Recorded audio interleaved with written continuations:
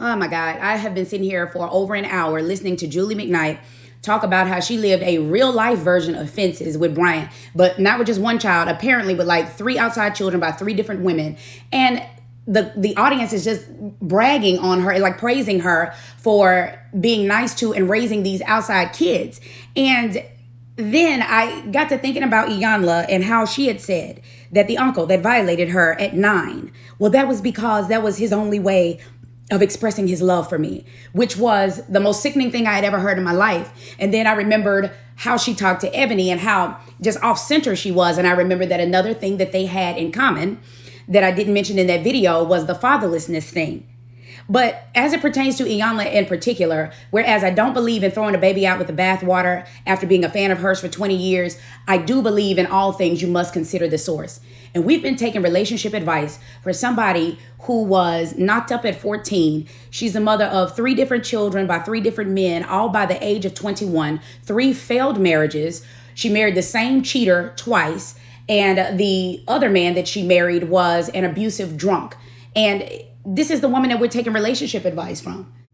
Now, this is the short version. A longer video is coming after this, but I want you to make sure that you watch this to the very end. And also, let's listen to Iyanla tell her life story in her own words. My mother was the other woman. She was the other woman. She lived with my father in his mother's house. And my father and his wife lived around the corner. She had 2 children with a married man.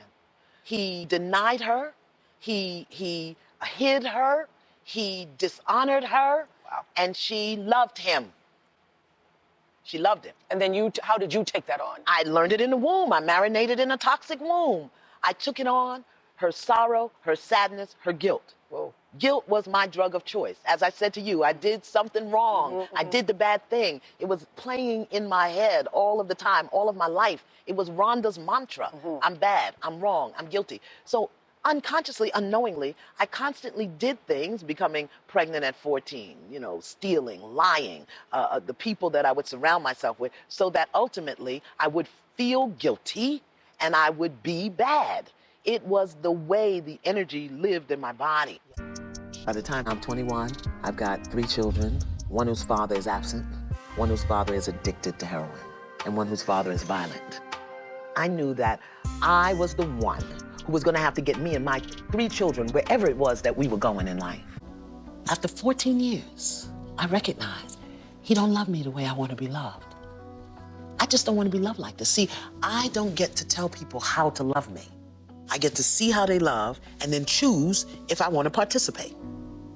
So for 14 years, I was hoping, okay, he's going to get it. He's going to get it. He's going to get it. He's going to get it. And then I said, you know what? He ain't getting it. And it's okay. I don't choose to participate in the way he loves. I got a bunch of degrees, and it took me 14 years to get that. You don't have to be broke. You don't have to struggle.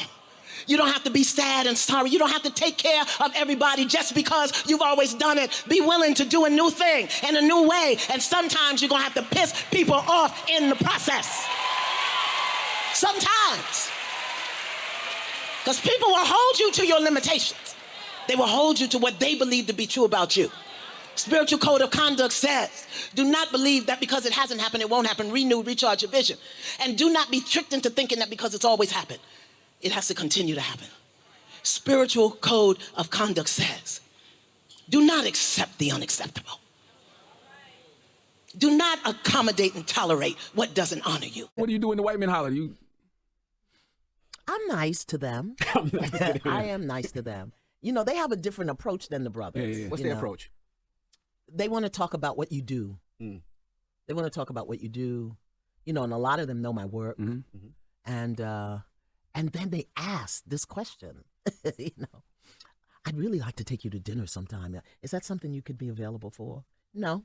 Damn. I don't want to lead you on. Right. I don't want you to even, I'm which I like seeing. Listen, I like seeing black men with black women. I'm unapologetic about that. I think black love is revolutionary. It might be good for. Because I have some really good girlfriends that their husbands are not men of color. Mm-hmm. I just don't grow that way. I don't. Mm-hmm. But it's always interesting to me. Mm-hmm. And they do. They always want to know what you do and where you've been and if you like to travel and all of that. And I'm really very nice to them. Mm-hmm. What do you think? What do you think about people who are into like the polygamy nowadays? Those relationships where Well, see, I'm old, so I could do polygamy. I would just want her to be younger so he don't have to be bothering me all the time. All right, now let me tie this on in because I know you all are wondering what one has to do with the other.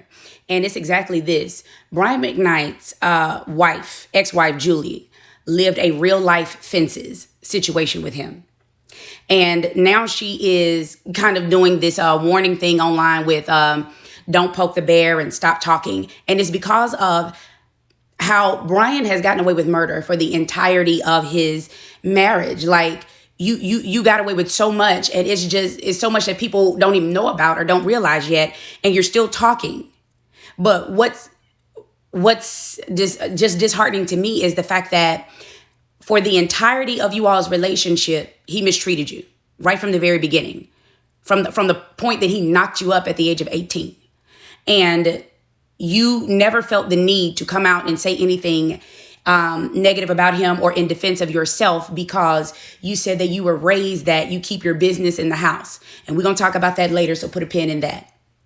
But now that he is out and constantly saying things about your children, about your boys and your daughter, that's not yours biologically, now you have a problem with it. Now you're in your feelings. And so now you are writing a book and you're telling the entirety of the story.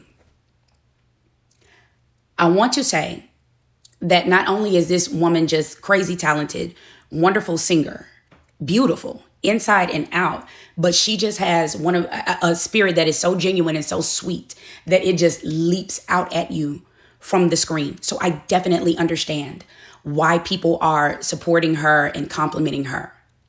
I just simply wish that Black women would stop being patted on the back and congratulated for eating 20 yards of someone's excrement and then continuing to say, please, sir, may I have another? That's what I have a problem with. So it's the fact that we are encouraged to endure all types of mistreatment and disrespect and soldier on. And that's what's supposed to make you a good woman and a good wife and a good mother. To the point that Brian McKnight actually had, from my research, 3 children by 3 different women while they were still married or outside of his marriage. Here's what's puzzling to me. The first thing that's puzzling to me is she talks about 2 daughters. So apparently there is another daughter that he has biologically that is younger than Brianna. But the next thing that puzzles me is there's somebody who's also a musician named Clyde McKnight who's cited as his 3rd son. And I can't find any info. I have the name of Brianna's mom, but as far as names and images to complete this next video that I'm making, because you know I like to do thorough research, I can't find the name or the mother of this other daughter. And I can't find the mother of Clyde or Brian interacting or acknowledging Clyde. And it's the fact that people are online, especially even Black women, swatting other Black women down with this whole excuse and narrative of, oh, well, y'all don't know the whole story. And it was just that his boys refused to work and they were trying to be freeloaders. Yeah, we're going to talk about all of it. But most importantly, I just want to point out before I go that for the amount of cheating that he was doing and for everything that was going on, when you encourage a woman to continue to stay with a man who is cheating and having outside children, what we do know is that this is unprotected sex. And so she's putting her health in danger. And the fact that he doesn't care about his health or yours is troubling. But the fact that no one cares about a Black woman's health is unacceptable. Go and watch the previous video and subscribe and hit the notification bell for the next 2 videos that are going to drop. The first one is going to be about the talking points and the data and the research that you need to prove that Ebony was correct and where you should lie on the issue based on facts and data and not people's opinion. And the second one is going to be just how troubling and disturbing and diabolical Brian McKnight is, but not just him, also a pattern that I've found with other colorist men like him. Stay tuned and please support.